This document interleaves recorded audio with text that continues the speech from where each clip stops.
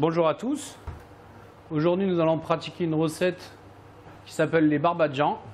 Les barbadjans, c'est une forme de ravioles monégasque avec une farce de légumes à l'intérieur et de fromage. Donc, on va commencer par faire la pâte à barbadjan. D'accord ? Pour cela, il faut de la farine, de l'huile d'olive, d'accord ? Du sel et de l'eau. Donc nous allons mettre le sel dans la farine. Alors bien sûr la farine a été préalablement tamisée. Ok, nous mélangeons du bout des doigts. Ensuite on fait une fontaine, c'est-à-dire un trou au milieu de la farine. Et nous incorporons l'huile d'olive, pardon. Alors comme c'est des petites quantités, prenez bien soin de bien tout récupérer dans la calotte. Voilà. Ensuite, du bout des doigts, on va venir travailler très légèrement la farine avec l'huile d'olive et le sel, d'accord ? Jusqu'à ce que ça fasse comme une version un peu sablée, d'accord ? Alors évitez de salir vos deux mains, hein. Essayez de prendre qu'une seule main quand vous faites ça.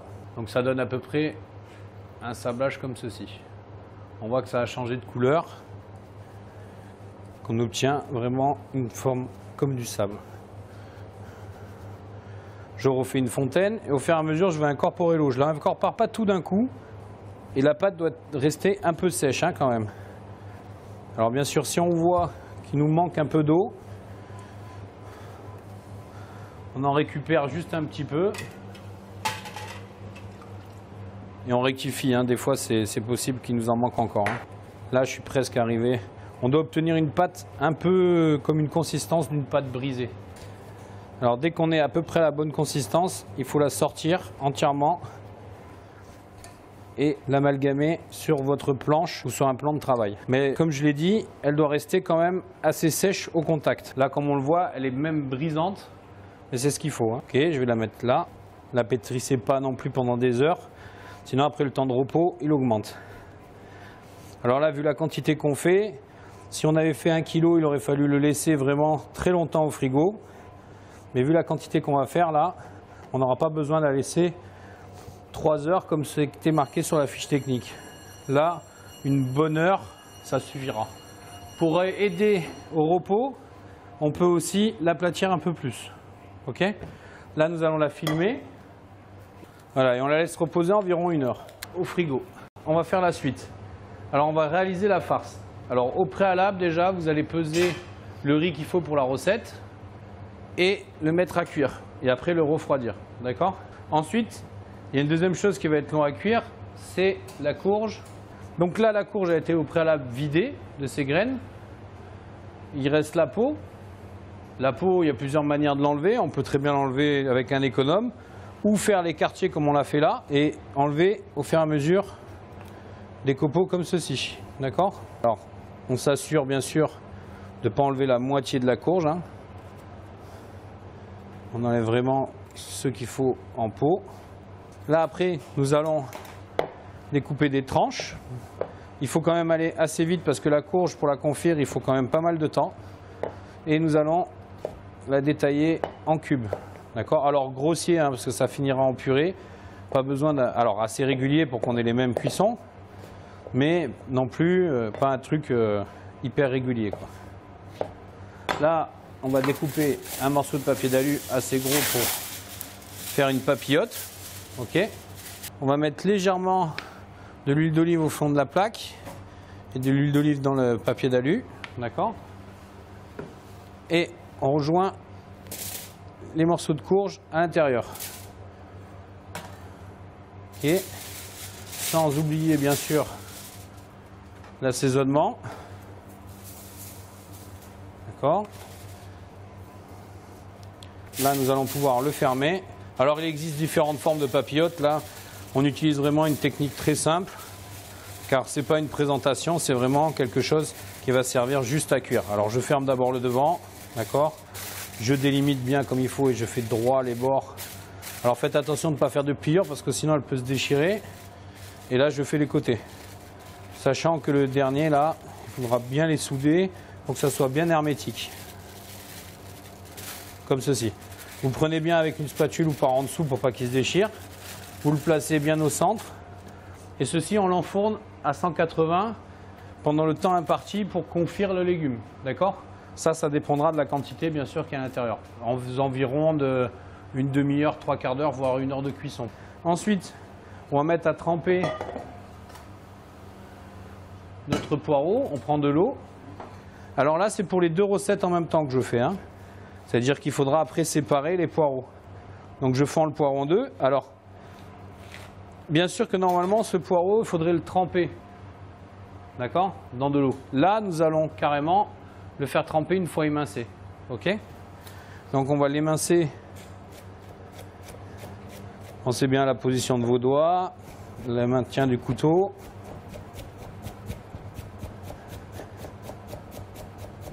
Comme ceci. Ok, bon ça bien sûr on ne le garde pas.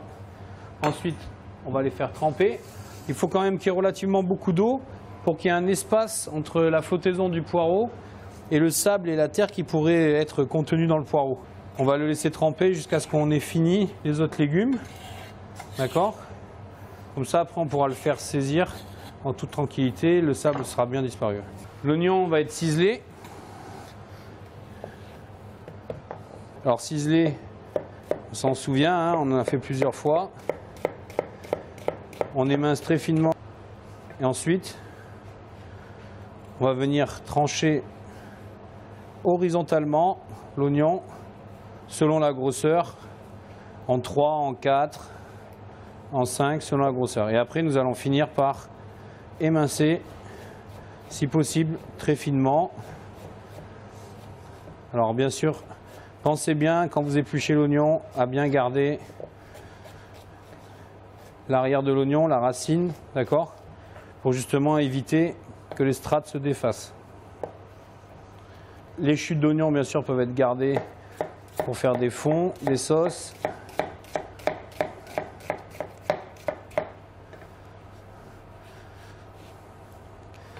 Et vous le mettez de côté.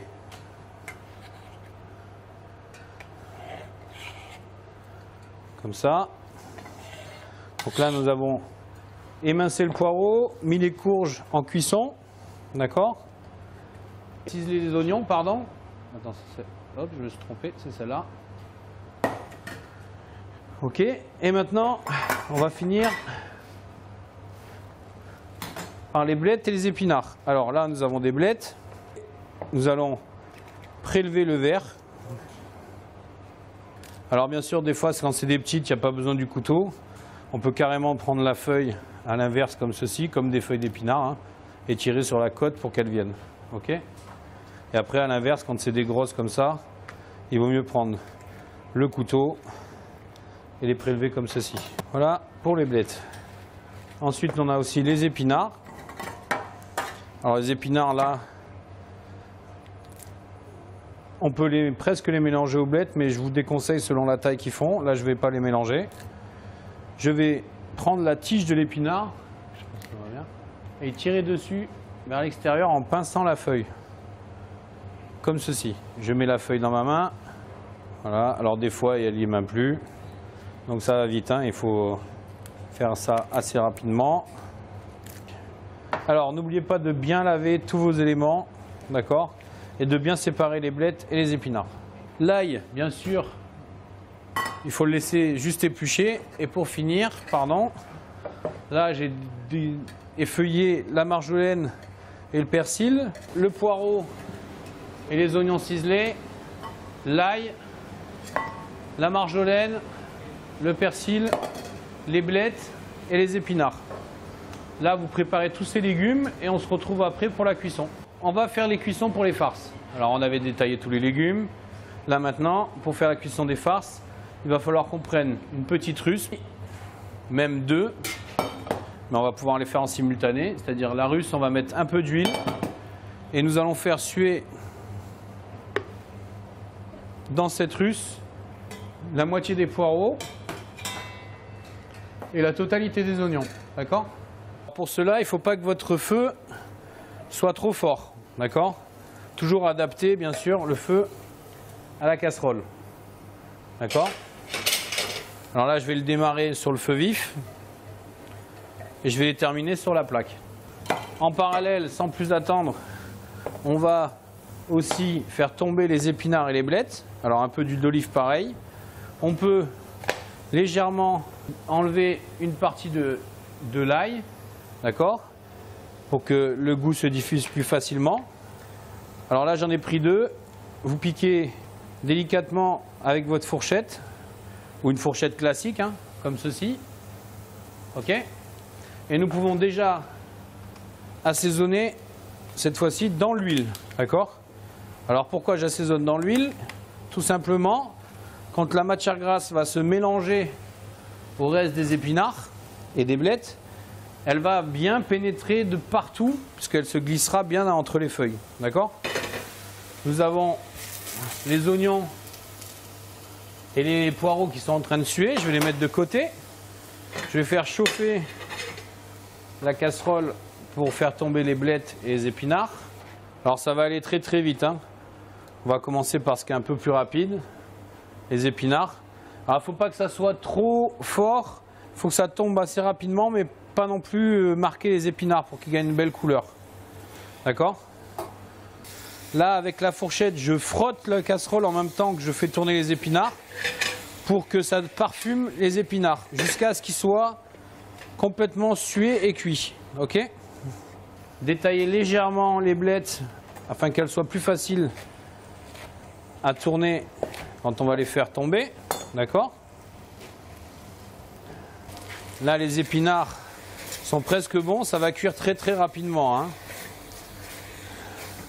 Même limite quand vous voyez que vous êtes presque sur la fin, ça va finir de cuire quand ça sera en train d'égoutter, hein, presque, hein. Ok, je vérifie quand même mes oignons.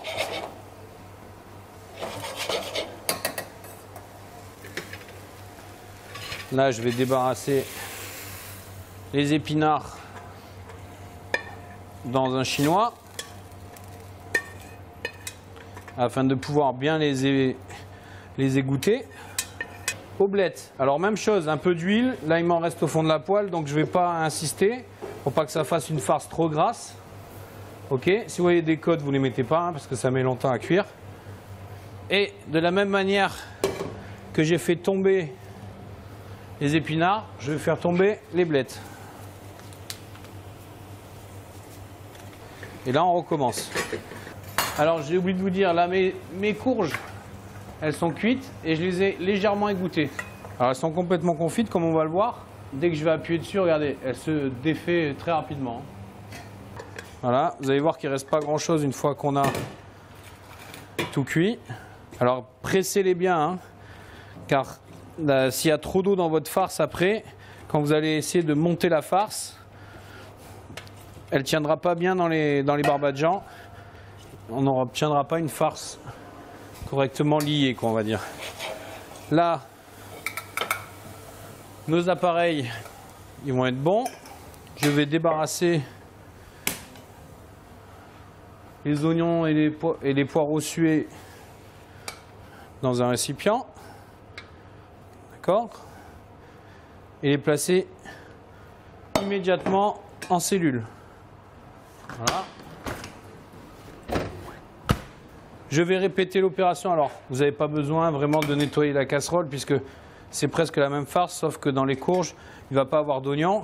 D'accord? Donc là, je vais répéter l'opération juste avec les poireaux pour mettre dans la courge. D'accord? Alors, insistez bien, hein, jusqu'à ce que ça soit vraiment complètement sec, hein. Voilà. Là, je vais le mettre sur la planche. Et je vais aussi en profiter pour faire mes herbes hachées en même temps. D'accord? Je prends tout ce que j'ai à hacher, c'est-à-dire les épinards, la marjolaine et le persil. Et aussi une des 2 gousses d'ail qui a servi à la cuisson. D'accord? Et là, j'y vais. Là, j'ai pas besoin... Pardon. Alors, les épinards, c'est pas la peine de les hacher finement. juste de l'appareil. Voilà. Là,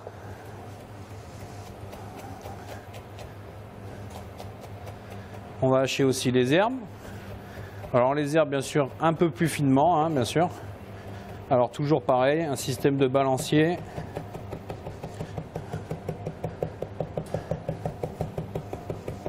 Alors il n'y a pas besoin de prendre trop de force.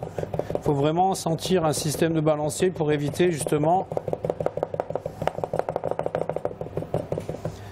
de trop forcer sur le couteau, ça ne sert à rien. On n'a vraiment pas besoin de forcer, c'est surtout une question de système de balancier comme je vous ai expliqué. Comme les hachoirs à main qu'on trouvait bien avant. Voilà, ça suffit, hein. C'est pas la peine d'insister, il faut quand même garder un peu d'épaisseur à l'herbe pour bien qu'on la sente à l'intérieur. Ok. Alors, on va mettre les poireaux à l'intérieur. Là, je mélange. La courge est tellement confite que même en appuyant comme ça à la spatule, normalement, ça va finir par se broyer, on va dire, devenir comme une purée. Alors, regardez bien quand même. Si vous voyez qu'elle est encore un peu trop humide, n'hésitez pas à la presser légèrement, ou dans un linge, ou dans un chinois à étamine, pour éviter justement qu'elle soit un peu trop humide. Voilà, on va mettre le riz en conséquence de la farce qu'on a, d'accord? Alors le riz, c'est pas un dominant, hein. On doit le sentir, mais ça doit être vraiment quelque chose qui vient absorber justement un peu cet excédent d'humidité qui est à l'intérieur. Là, pareil, parmesan. Souvent, on fait l'erreur quand on met des fromages à l'intérieur d'une farce en pensant que ça va être meilleur d'en mettre beaucoup. C'est pas la peine d'en mettre beaucoup non plus. Ça doit venir comme un condiment quelque part. C'est-à-dire que ça doit venir parfumer, mais pas être le dessus. Si on fait des barbadians à la courge, c'est pas des barbadians au parmesan. Vous voyez? Donc il faut quand même que ça reste délicat. Assaisonner la courge, mis du parmesan, etc. Même j'ai assaisonné très légèrement les poireaux aussi. Méfiez-vous de l'assaisonnement. Ça peut être très corsé, quoi. Donc là, on est pas mal. Il manque, pour finir, l'œuf. L'œuf qu'on vient casser légèrement dans notre récipient et qu'on vient incorporer après. D'accord? Comme ceci. Alors, si j'ai un conseil, essayez de ne pas trop casser l'œuf quand vous le mélangez. C'est-à-dire ne mélangez pas comme un taré, hein, trop fortement, pardon. Car vous allez avoir un appareil qui va devenir plus dense. Alors que si vous le mélangez délicatement, votre appareil, quand il va cuire, il va légèrement souffler, quoi, quelque part. D'accord? Voilà. L'appareil est mélangé, il est assaisonné. Et on va passer au deuxième appareil. Ok, vous réservez au frais. Alors vous étonnez pas, quand il est chaud, il n'est pas très maniable. C'est-à-dire qu'il a l'air un peu liquide ou un peu trop humide. Mais quand il va refroidir, il sera un peu plus maniable. D'accord? Là, on va finir l'appareil avec les épinards et les blettes. D'accord? Alors, même chose. Alors, dans celui-là, bien sûr, il n'y a pas de riz. Ok? Donc, on va éviter de se tromper. Il y a aussi du parmesan. D'accord? Là, pareil, une cuillère et demie à tout casser pour la quantité qu'on avait là. Et la ricotta, une cuillère et demie, pareil, pour toute la quantité qu'on avait là. Ok? Et là, on vient mélanger. Alors, bien sûr, il y a aussi un œuf à rajouter, mais je ne vais pas le rajouter tout de suite. Comme on l'a expliqué juste avant, il vaut mieux que l'œuf soit ajouté délicatement à la fin pour lier l'appareil et garder une certaine souplesse. Si je le mélangeais tout de suite, ça va trop le travailler et du coup on perdra un peu cet effet s'ils sont vraiment bons ou pas directement dedans. Après ça serait très difficile à enlever, d'accord? Voilà. Alors, je vais la montrer plutôt ici. Je viens de séparer la pâte en plusieurs éléments, d'accord? Comme ça sera plus facile à faire. Alors bien sûr, je vais regrouper ceux qui se ressemblent. Comme ça, on aura pratiquement les mêmes bandes identiques, d'accord? Donc, on va commencer à étaler pour pouvoir faire les barbadjans comme il faut. Voilà, j'ai mis de l'eau partout. Maintenant, si la pâte elle est assez grande, on va pouvoir la refermer. Ok, je vous conseille de fermer au fur et à mesure pour pas que les bulles d'air se forment. D'accord? Ou sinon vous allez vous retrouver avec des grosses bulles d'air à l'intérieur. Voilà. Alors quand on vient juste d'étaler une pâte, une fois qu'ils seront finis, on va laisser quand même reposer. Pardon. Alors, on peut les couper à la roulette ou au couteau, hein, bien sûr. À la roulette, ça fait des légères cannelures, ça fait plus joli. Mais bon, ça ne dérange pas de les couper aussi avec un couteau. Voilà.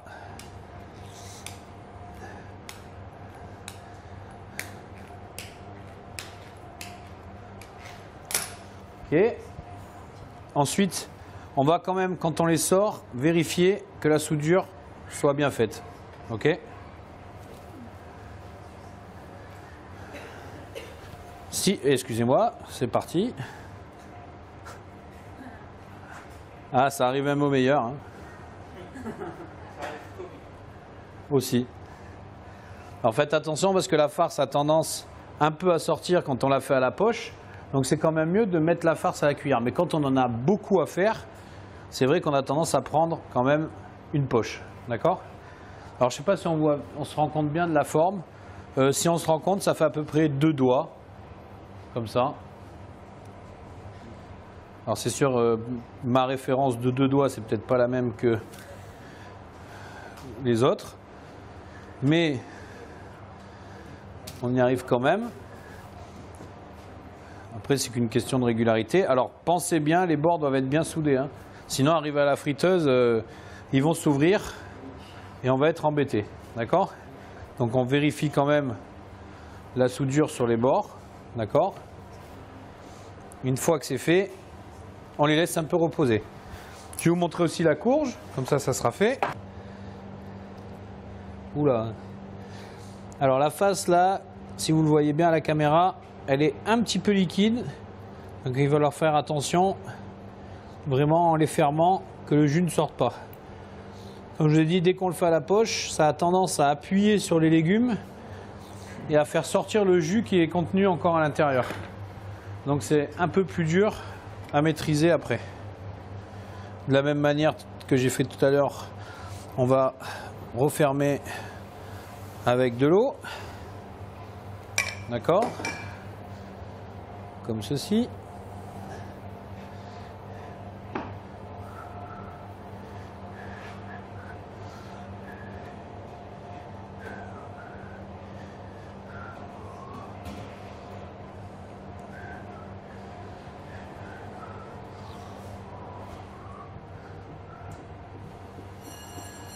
Eh mince.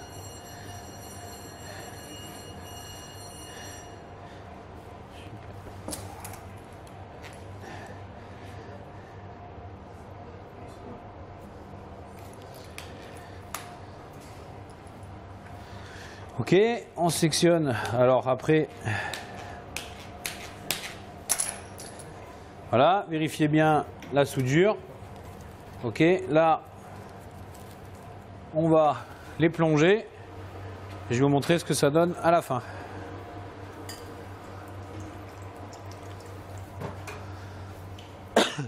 Pardon. Donc, attention bien sûr à la sortie sur la table ici. N'oubliez pas de refariner la table avant de les détailler. Hein. Parce que si ça colle, après, une fois farci, on a beaucoup de mal à les défaire. Hein. D'accord?